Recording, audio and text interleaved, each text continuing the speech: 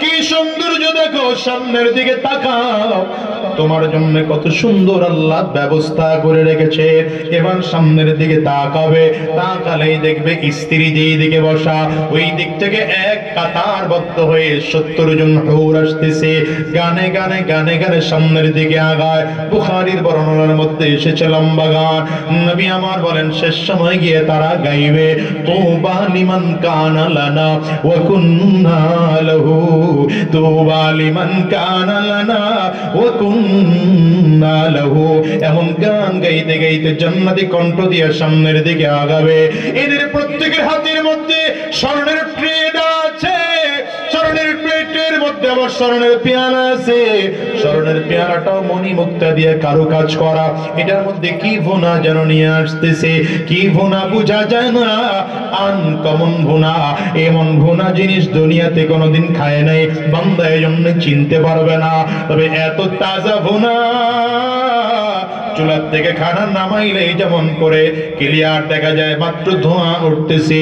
ওই খানাগুলোর দিকে তাকাইলেও দেখবে ধোঁয়া উঠতেছে। আল্লাহর বান্দাগুলোর সামনে এনে ধরবে, আল্লাহর বান্দা এখন খাও, আল্লাহর বান্দা একটু একটু করে টুকরা মুখের মধ্যে দিবে। নবী আমার বলেন খানাটা কি জানো? জান্নাতি মাছের কলিজা ভুনা। জোরে বলা যাবে না? আর জোরে বলা যাবে না? সুবহানাল্লাহ।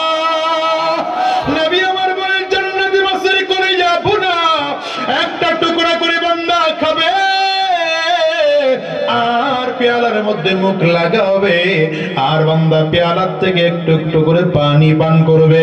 ওইদিকে আবার একটু গোশতের টুকরা মুখে দিবে, স্ত্রীও খাবে, স্বামীও খাবে। হঠাৎ করে দুজন গল্প করবে, আর এই মাছের কলিজা খাইতে থাকবে। এমনি দেখবে আসমান থেকে একটা উপর থেকে আলো এসে কপালের মধ্যে পড়লো। এই আলোটা কেমন আলো?